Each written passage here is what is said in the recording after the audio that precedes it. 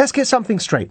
It's a statistically known fact that societies that segregate the sexes have more sexual harassment than societies that don't.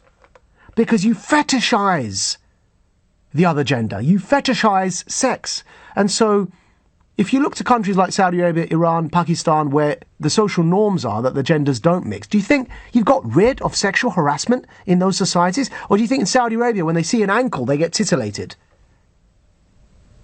And so, you know, where are we coming from? Look to Afghanistan and the Taliban. Do you think that by covering up the entire woman, right, has that solved the problem of gender discrimination and sexual crimes in Afghanistan? Do you really think that that's the solution?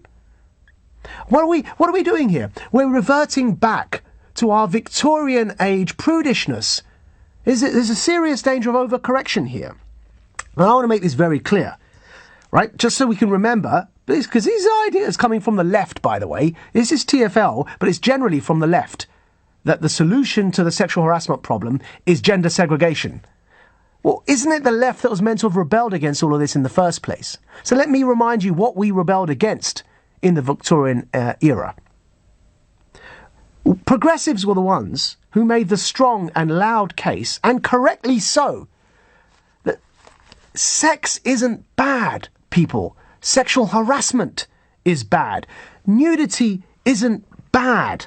Promiscuity isn't bad. Gender fluidity isn't bad. Sexuality and sexual freedom isn't bad. What is bad is prudishness, judgmentalism, censorship, and moralizing over people's sexual choices. Once you've got that clear, you understand that the problem isn't in a woman who chooses to be a stripper and take her clothes off for a living, or in a man who chooses to take his clothes off for a living, gay or straight. The problem is in the idiot that decides that that's an invitation to rape them. Now, you can't have it both ways. You cannot have it both ways. On the one hand, if we claim, as we rightly do, that how a woman dresses is irrelevant to her giving you consent to touch her, and that's a perfectly sound argument, right? So a woman wearing a miniskirt is not asking for you to touch her. You can't then argue that there's something objectifying in being a stripper. If you've just argued that it doesn't matter how you dress, it's not a reason to touch someone. So even at the President's Club, right, if there were cabaret dancers on the stage, I don't know, I wasn't there.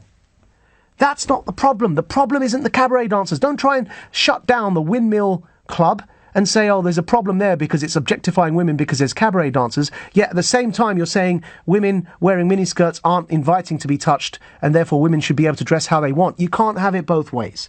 Let's decide once and for all. Choice is the parameter here, right?